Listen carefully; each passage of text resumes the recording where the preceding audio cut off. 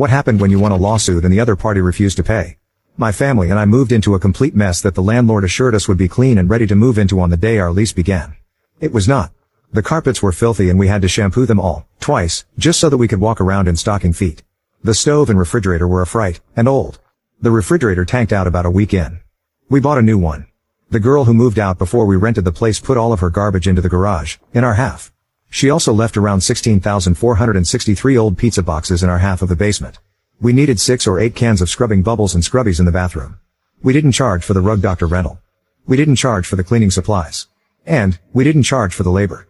The people upstairs fought, and they were loud. And, after he moved out, she became demanding and acted like she owned the place. We ignored her. After she moved, they moved in a certifiable lunatic. An actual victim of budget cuts in the psychiatric center. And, life got interesting. The guy would blast music suddenly at 3 a.m., and would either climb atop something and jump off, or pound something into the floor, again, at 3 a.m. We called the cops and they were very sympathetic and carted his crazy butt off to the hospital, over and over, for the required 3-day hold.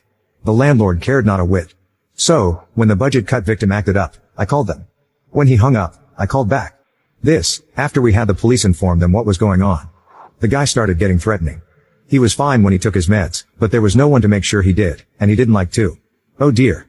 So, we told the landlords that we were going to move if they didn't do something, and eventually found a new place, and moved. The landlords didn't want to refund our security deposit, and made up a list of reasons. Dirty grout in the bathroom. Trash in the garage. Trash in the basement. And, a note from the girl who lived upstairs before the victim moved in. We sued. We got all the police reports, including those from the musician and the demanding girl upstairs. Lisa even had the receipts from renting the rug doctor, all the original cleaning supplies, and her notes about what the place was like. We became friends with the next door neighbors, one side a 96-year-old resident and his wife who had lived there for 50 years, and a couple with kids on the other side. They both wrote us notes.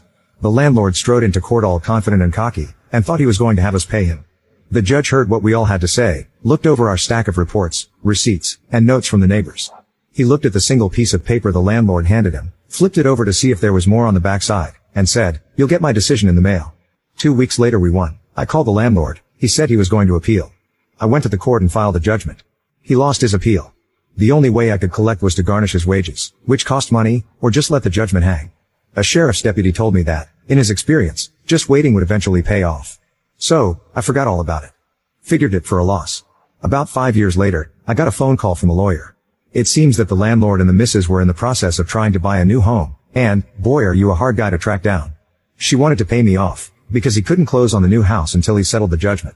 I told her to let me talk it over with my, non-existent, lawyer, and could she call me back in a couple of days? I wrote down the phone number off the newfangled caller ID and when it came up, I ignored the call. I let him hang for 2 weeks. When I called the lawyer back I asked why she hadn't called. Then I told her that there was a little matter of interest and my trouble was that she made an offer. I said, no. He paid triple.